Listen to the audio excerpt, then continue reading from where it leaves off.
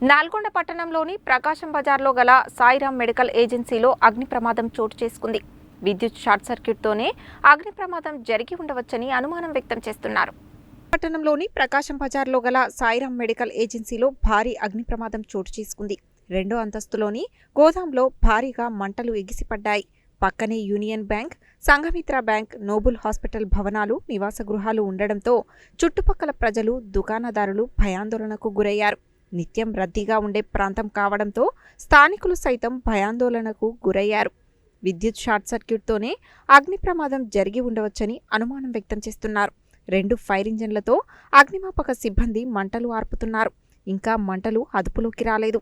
Medical shop గోదాంలో 2 కోట్ల విలువైన medicines ఉన్నట్లు అధికారులు అంచనా వేశారు. అయితే ఆస్తి నష్టం తప్ప ప్రాణ నష్టం జరగలేదని, అన్ని శాఖల సహకారంతో మంటలను అదుపులోకి తెస్తున్నామని, మున్సిపల్, తహసీల్దార్, ట్రాఫిక్ పోలీసులు తమకు పూర్తిగా సహకరించారని, ఆస్తి నష్టం వివరాలు తెలియాల్సి ఉందని అగ్నిమాపక అధికారులు తెలిపారు.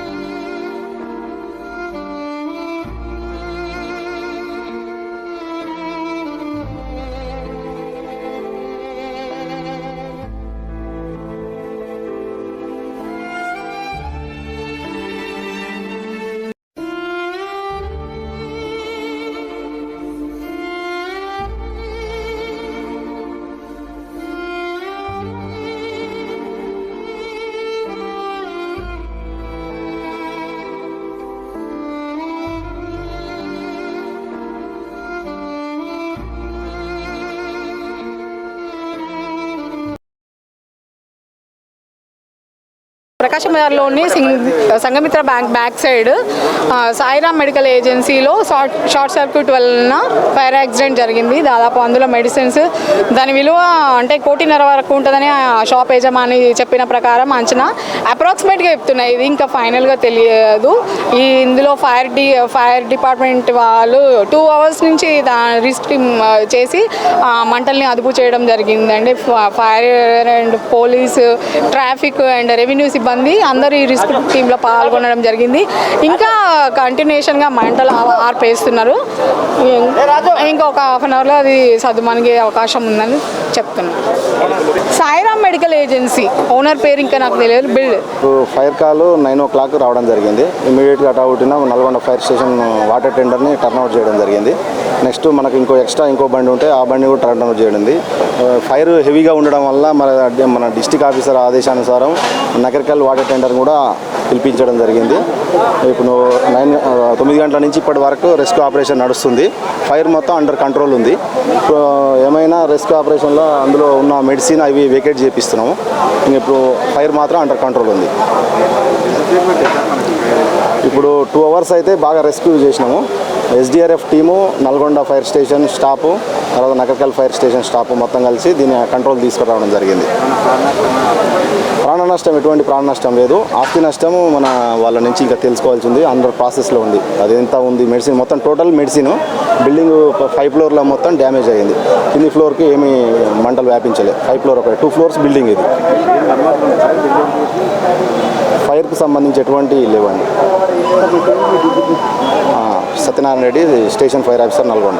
ఈరోజు మార్నింగ్ 9-9:30 గంటల ప్రాంతంలో సాయిరామ్ మెడికల్ ఏజెన్సీలో ఫైర్ యాక్సిడెంట్ అని చెప్పి మాకు గమనించేసి పొగలు వస్తున్నాయని చెప్పి ఇమీడియట్గా ఫైర్ సంబంధించిన వాళ్ళకి ఫైర్ ఇంజిన్కి కాల్ చేయడం జరిగింది. వాళ్ళు కూడా వచ్చి మంటలు ఆర్పుతున్నారు.